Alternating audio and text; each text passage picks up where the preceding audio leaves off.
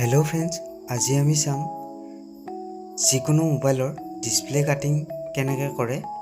বহুতে কি কৰে, গ্লাছটো ফাটি গলে গোটেই ফোল্ডাৰটোৱে চেঞ্জ কৰি দিয়ে। এতিয়া আৰু টেনচন নাই, এই ভিডিঅ'টো চোৱাৰ পিছত আপোনালোকৰ এটা আইডিয়া আহিব যে গোটেই ফোল্ডাৰটো চেঞ্জ কৰিব নালাগে, ইয়াৰ গ্লাছটো এক্সট্ৰা কৰিব পাৰি।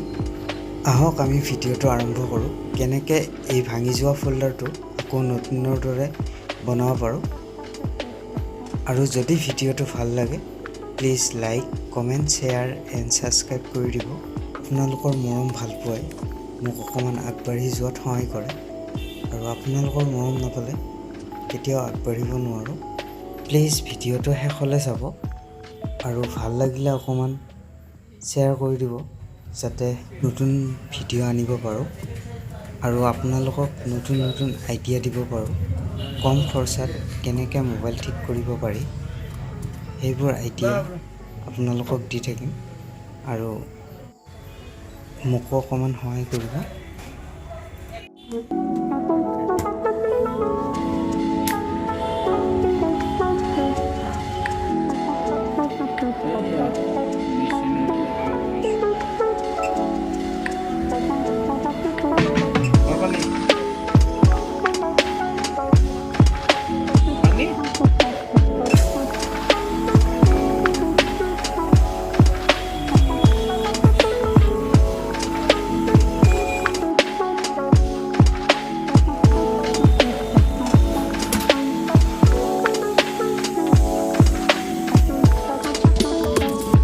এতিয়া অলৰেডি আমাৰ গ্লাছ ফিটিং হৈ গ'ল।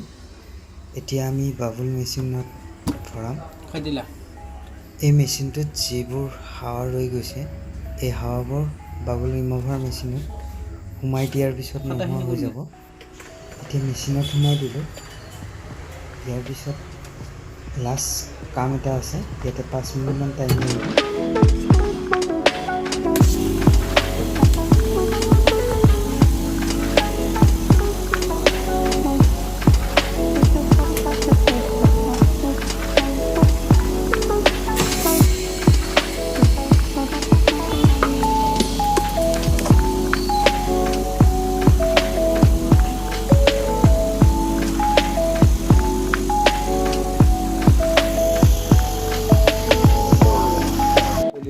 এতিয়া অলৰেডি মোৰ গোটেইখিনি কাম কমপ্লিট হ'ল। এতিয়া ইয়াৰ পৰা ওলাই দিলোঁ, আৰু চাই লওঁ ফোল্ডাৰটো ফিটিং কৰি কেনেকুৱা হৈছে। ভাঙা ফাটাটো হোৱা নাই, চাই লওঁ। এতিয়া আমি ফিটিং কৰি চাই লওঁ ফোল্ডাৰটো অ'কে আছে, কোনো প্ৰব্লেম নাই। আমি ফিটিং কৰি চালোঁ, কাৰণ ভিডিঅ'টো দীঘল হৈ কাৰণে অকণমান মাজে মাজে কাটিছোঁ, আৰু টাচেও কাম কৰি আছে ধুনীয়াকৈ। অৰিজিনেল ফোল্ডাৰ এটা ল'ব গ'লে আপোনাৰ 4-5 হাজাৰ টকা হৈ যায়, কিন্তু এনেকৈ কম খৰচাত আপোনাৰ মোবাইলটো আকৌ আগৰ নিচিনাকৈ হৈ যাব।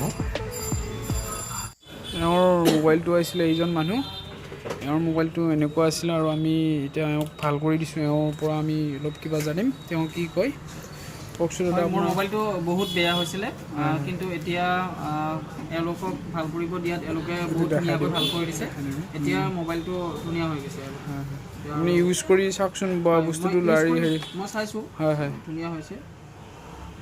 ৰুডিং ঠিক আছে, টাচ চাচ গোটেইখিনি ঠিকেই আছে। হয় হয়, এইখিনিয়ে আৰু ঠিক আছে। Thank U.